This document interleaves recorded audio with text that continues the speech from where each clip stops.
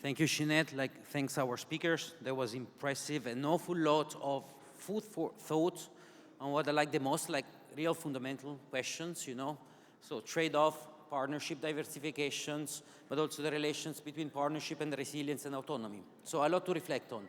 I would like now to open our second dialogue, so the Asian and Middle East dialogue, by inviting Mohammad Al-Angari, Chief Planning and Development Officer at the Saudi Space Agency, Raksina Lekthanoo, Chief of the International Affairs Division at JISDA, Thailand, and Ambassador Shambhu Kumaran, Ambassador of India to Austria and the international organizations here in Vienna, and also, of course, our moderator, Jana Robinson, Managing Director at the Prague Security Studies Institute. Please, come on stage.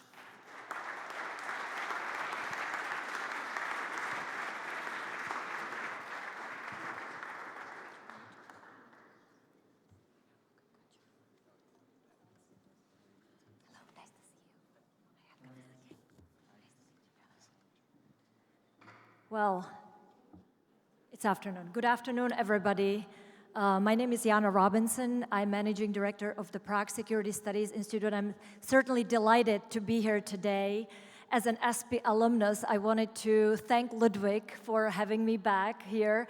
I have certainly not been at these magnificent premises at times when I was an ESPI employee, so congratulations on this excellent event, as well as on the discussions we have had until now. So just to recap, we're looking at Europe's evolving role in the global space arena, and specifically how Europe can best position itself as a space power, and how should it engage with key partners across the world.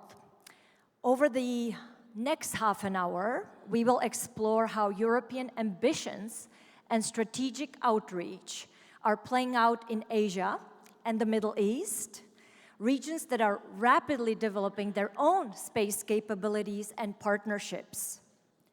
How do our partners view our European stakeholders' participation, leadership potential, investment, innovation, and strategic autonomy in their respective regions at a time when they are pursuing their own programs, forging partnerships, and balancing relationships among the major space powers? A key question will be, where does Europe stand in these global dynamics? What's the right balance between more Europe and more regional partnerships? And how might Europe build effective bridges with emerging space powers, not only in terms of technology and commerce, but strategic influence, shared values, and respectful collaboration? Let me begin with an introduction of our three distinguished panelists, Raksina Lekthanoo, Mohammad Al-Angari, and Ambassador Shambhu Kumaran. Raksina is a leading figure at the Geo-Informatics and Space Technology Development Agency in Thailand, helping guide her country's space and satellite strategy in a rapidly shifting regional and geopolitical environment. Mohammad serves at the Saudi Space Agency, where he continues to be instrumental in advancing Saudi space priorities and defining role in the global space community. Ambassador Kumaran is posted with the Embassy of India in Vienna and brings deep experience regarding India's diplomacy and its ascent as a major space actor, as well as its evolving engagement with Europe. Thank you all for joining us, and let's dive into the discussion. I would like to begin with a two-part questions. I'd like each of you to share briefly how your national strategy aligns with, diverges from, or complements Europe's ambitions. To what extent is Europe a partner or a reference point in your strategic thinking? Perhaps we can just start from the left to the right. Or, okay, please, Ambassador. From the biggest. Anyway, good afternoon, everyone. Thank you, ESPI, for this opportunity. I think the question is essentially around how India sees Europe. I think the topic today is Europe as a space power. I would say India sees Europe as a space power that was, but could be, both. At this moment, perhaps not the power that it could be, and something that tomorrow could be a much bigger actor. India itself is going through a major transformation in our space sector. In 2023, we announced a new space policy which primarily opens up the space sector to private participation. And very soon, we have seen the results of that. And the results of that are that we have multiple young companies, especially startups, who are doing extremely well in space. And obviously, this opens up a lot of possibilities for cooperation. We see the possibility of industry cooperation with Europe. We see the possibility of cooperating in terms of developing common programs and projects, large-scale ones, both in terms of scientific exploration, as well as in terms of downstream applications. We could also potentially look at working closely with Europe in terms of the emerging global legal framework, because space is becoming very complex to govern. And at this stage, the discussions in Vienna at the Committee on Outer Space reflect that this is going to be very difficult to manage and reconcile. So perhaps Europe and India will have to work together, given our very strong interest in this domain. We could also work together in terms of developing the skilled manpower that we need to sustain a very vibrant space sector over the coming decades. So clearly, in India, we see a Europe as a space power, and also I think one level of nuance I'd like to leave with all of you is sometimes cooperation with Europe works at two levels, one country-wise, which I think in the case of India has been traditionally more productive. We have just launched a new space dialogue with the European Union. We'll have to figure out how that whole framework will develop. So I'll rest there. Wonderful. Thank you. Raksina? Okay. Let me share about the Thailand space strategy before I say that where's Europe. Okay. In Thailand, we have the space master plan, and the priorities of this master plan, we focus on the satellite manufacturing, ground system, satellite services, and we call it new opportunities. It's like science and experiment in space. And then we turn that priorities into the project. We plan to have the satellite constellations. We plan to have the spaceport. And we plan to have the project for science and experiment in space. So what we see Europe in this priority, we see Europe as the strategic partnership because, okay, Europe, you are like very strong in the space value chain. You have the industry, you have the manpower, you have the management skill. And for Thailand, in order to have the satellite constellation, even though we have some infrastructure, some knowledge and expertise, but it's not enough. We still need partner to fulfill us.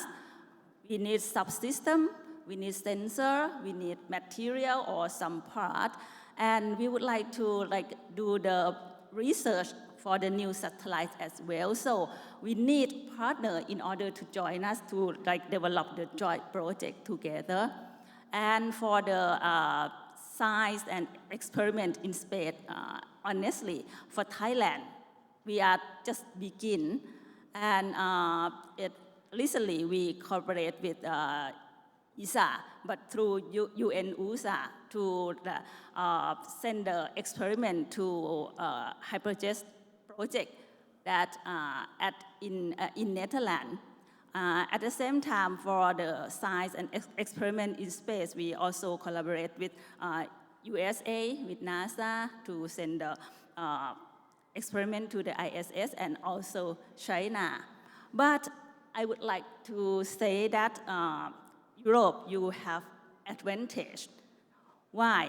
Because our satellites that in orbit now, made by France, and the new one will be launched from India, is the collaboration between TISDA and Surrey in UK, and we also have the project with UK in satellites. So we trust Europe, we trust your technology, and we are kind of familiar with working with Europe, so that is your advantage. Another advantage is that you don't have like significant political issues with Thailand or other countries in Thailand compared with other countries. So I think this is kind of the opportunity for Europe, like, to be the partner, the strategic partner of both Thailand and Southeast Asia. Thank you. Well, thank you, first of all, to SB for the invitation, and thank you for the generous introduction. Just FYI, I'm not instrumental to the Saudi space sector. I'm just trying to do my job. So thank you so much for this generous introduction. So first of all, Saudi Arabia, well, I prepared some talking points, but I cannot see them with the sun in front of me. So I'll try to do it through my memory. So Saudi Arabia started the space journey in the 1980s. If you don't know, we launched our first satellite in 81. We had our first astronaut in 85. But from that time until 2021, our work in the space sector was fragmented, was ad hoc based, was not based on a strategy per se. So the government decided in 21 to basically develop 3 entities. First of all, the Saudi Space Agency, which I work for, which leads the the exploration and science activities, as well as space enablement. So human capital development, entrepreneurship, et cetera, and then a regulator, and we're following, I think, the Indian basically model there, where we have as a dedicated space regulator under the telecom regulator that regulates space. And by the way, the leading governor or the vice governor that leads the space regulation is a person from Vienna or from Austria. So he leads actually the space regulation within Saudi Arabia. The third entity, which is the Supreme Space Council, headed by His Royal Highness, the Crown Prince, that sets the policy level. And then we also established a new space group, which is a company owned by our Sovereign Wealth Fund, the PIF, the Public Investment Fund, that leads the commercial parts of space. Going back to your question, is our strategy complements or is it the benchmark? So actually in our strategy, Europe is both the benchmark and a leading partner.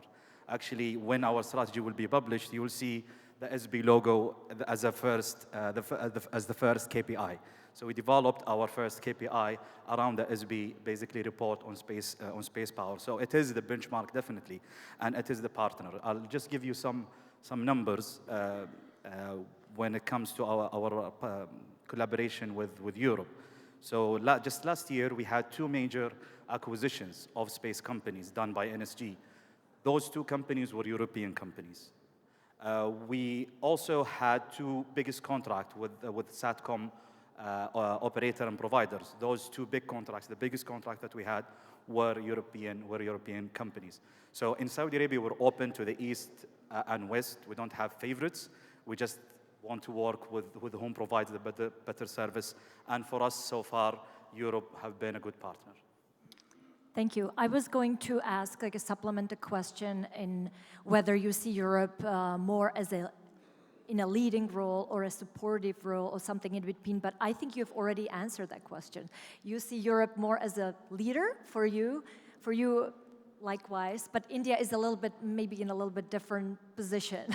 India is leading. India is leading on its own, so maybe the both leaders can do. But I actually also appreciated the comment on nation-to-nation collaboration, because Europe is a very broad term, and I hope that maybe after this session we can discuss maybe more concrete aspects of collaboration among individual countries, because I think they bring something powerful in their own right.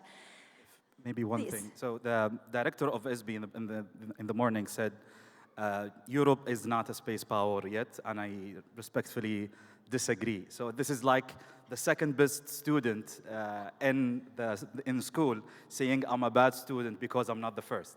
So definitely, Europe is a space power. Wonderful.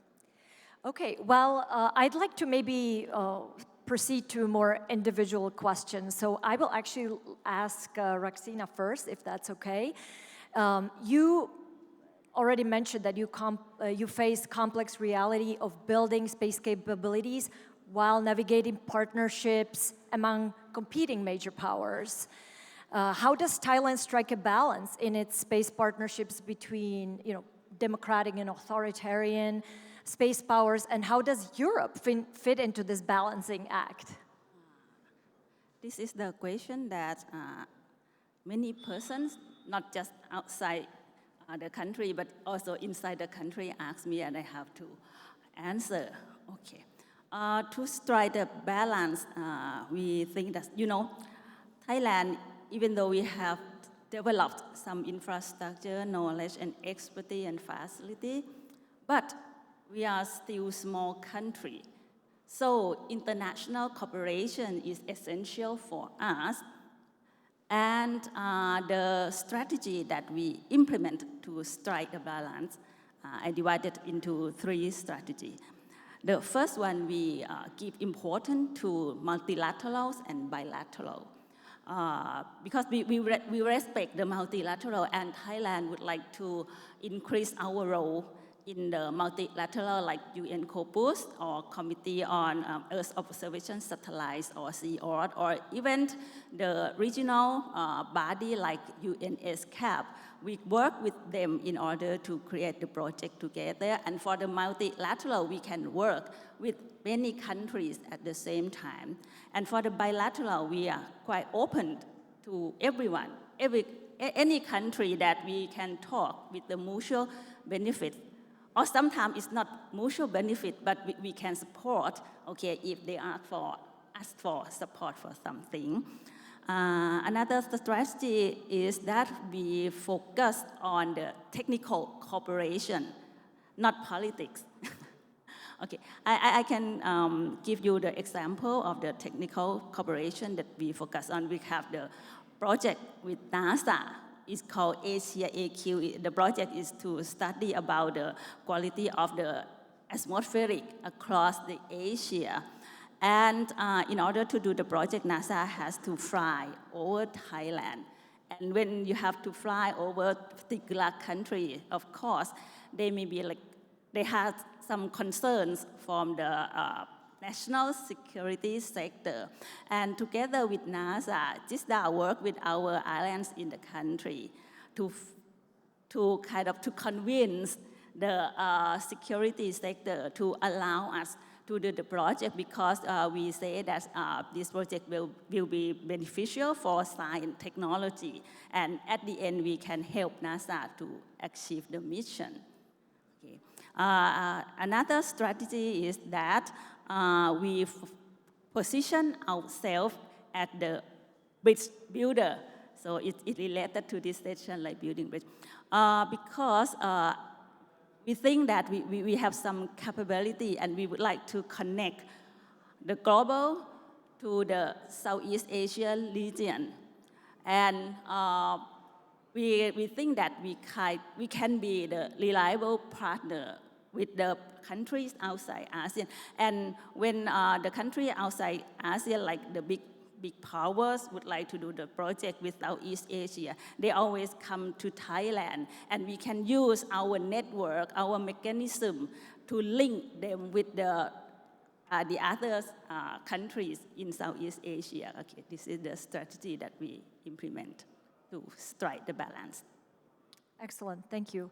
I'm too sad we are not able to talk more about the politics, my favorite topic. But I certainly understand that maybe we need to evolve the relationship first a little bit more. Maybe for Ambassador Kumaran. So I think like Europe, India is aiming at some level of autonomy in its space program, for sure, as its strategic goal. In this context, will Europe remain a meaningful partner, or are other countries like China and the United States racing ahead in trying to get India's attention and be part of that evolution of India's space program?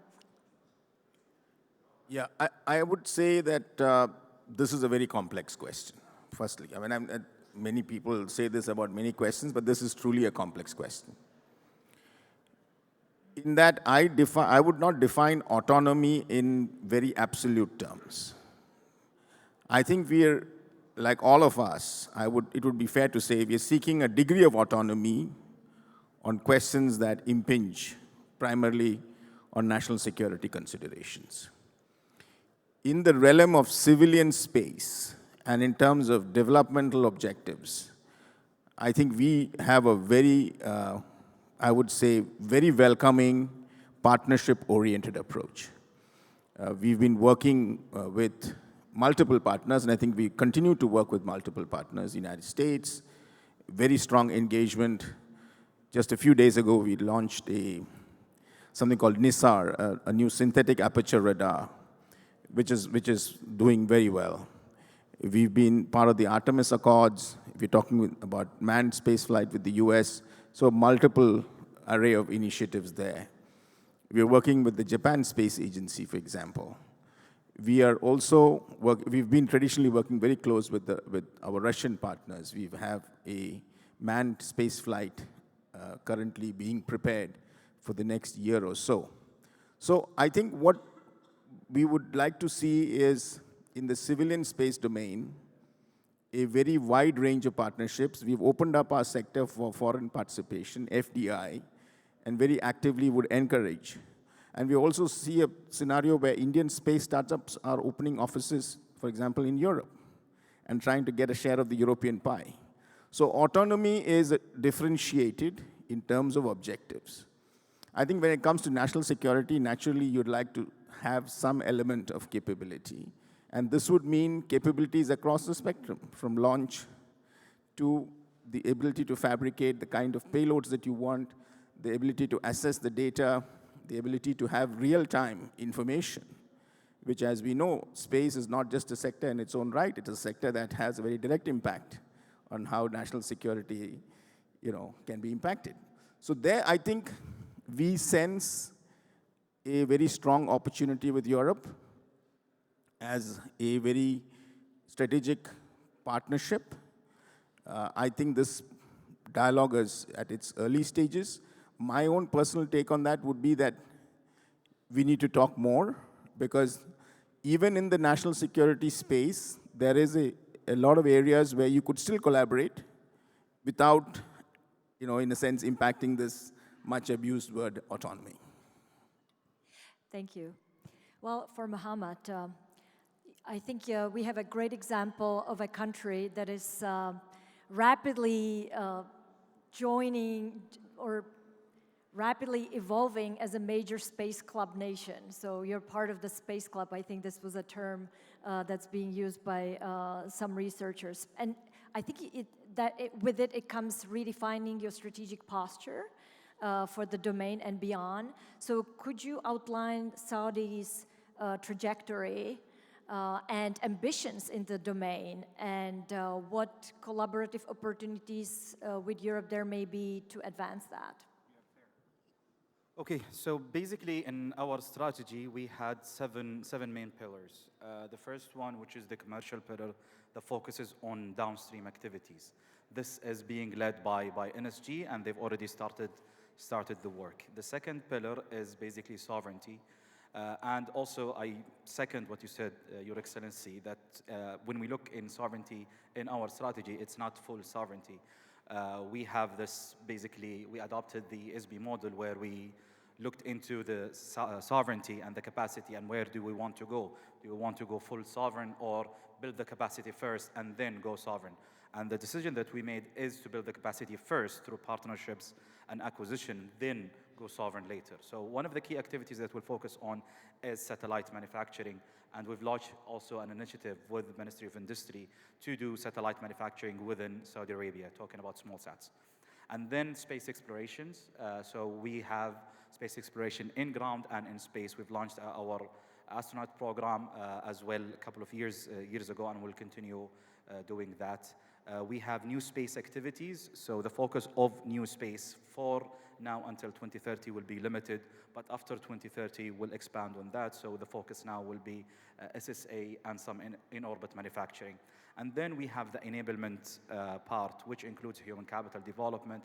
It includes the funding program, so we've launched our first entrepreneurship program 2 years ago, where we had 17 companies enter the program. By the way, 9 of them were European companies, and I think 3 were Indians. We launched this program this year. We had 200 companies, most of which were Indian companies, and we're proud of that. And we have the regulation element. So the space law is under approval now within the center of government.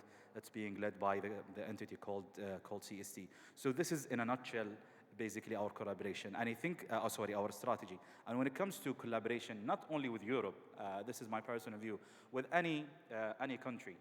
Last year I went to India twice, and the thinking was, let's be pragmatic. Let's not start, for example, collaborating on building a launcher, for example. Let's start small and then grow the relationship with time. So what we did with Europe, either ESA or other basically agencies, is thinking basically pragmatically. Can we start smaller and then grow our collaboration? So, for example, human capital development, entrepreneurship program, dual satellite manufacturing, those kind of activities, and then grow bigger and bigger into bigger programs. This is the idea. Thank you.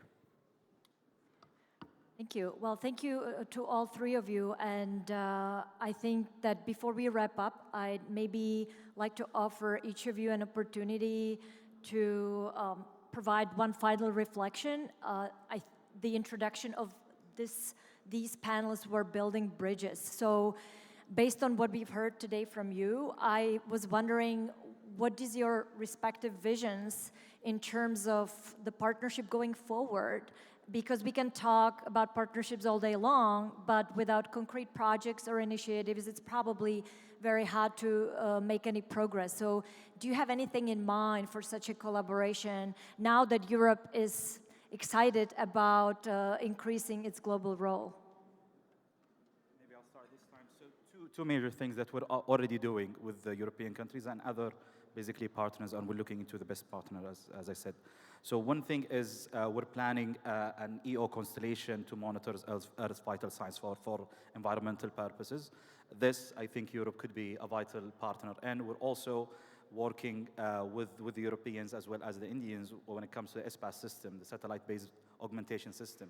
So I think this is also a point of collaboration between us. A thought that I just had, I think one key element when it comes to partnership is being honest and transparent. And sometimes, especially coming from the Middle East, we don't see it often. Like, for example, when we went to India, everything was open. Like, we were truly partners. And sometimes I'm looking to you, the Americans, guys. When you go to the US, they treat you like a horse sometimes, with those kind of things. So you see what they want to see. I understand, like, especially when space with the dual-use activities, we cannot see everything or cannot be partner on everything. But being transparent on the beginning that we could work on that, and definitely we could not work on those 10 activities, I think that would be great from the beginning. Thank you.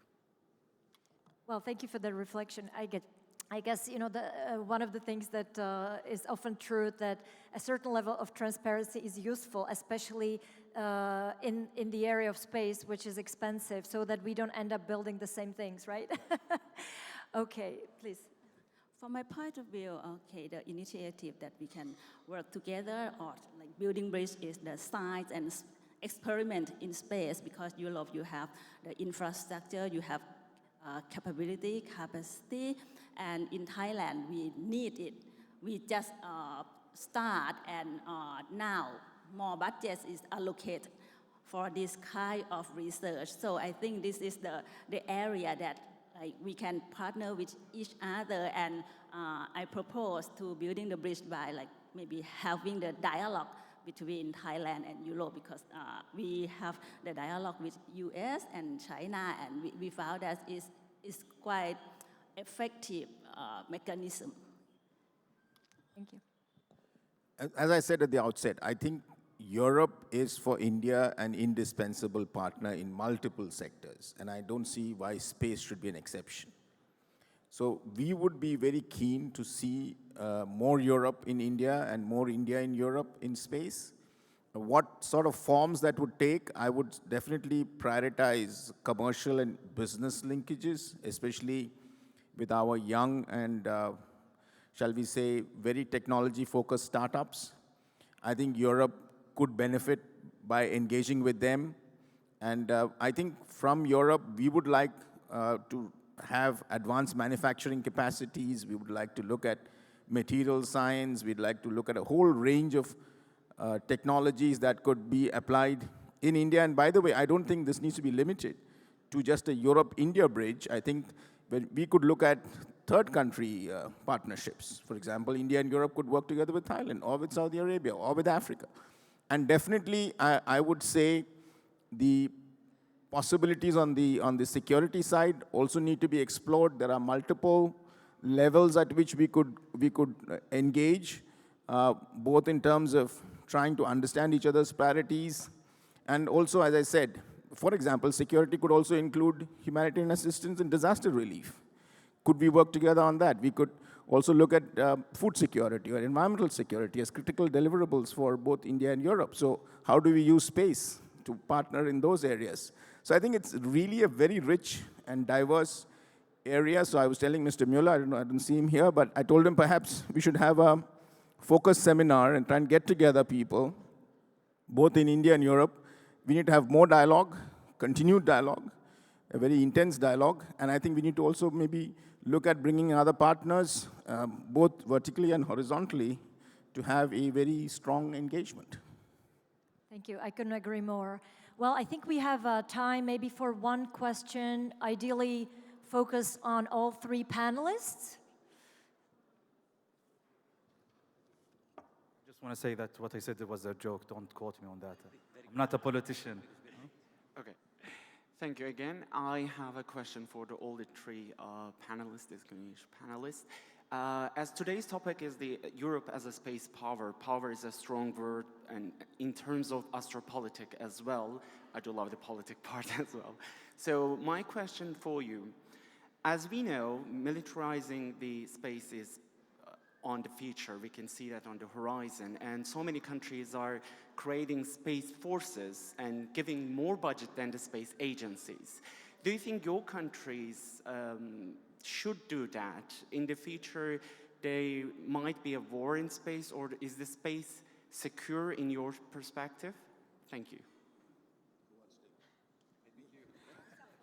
It's for all three of us, but I've been... anyway, my response to that, and I see Mr. Mueller there now, he's here, thank you. My response to that is that I think these are going to be national decisions of how much of it you need to do. But in a certain way, that genie is out of the bottle. The challenge will be to try and work out international arrangements.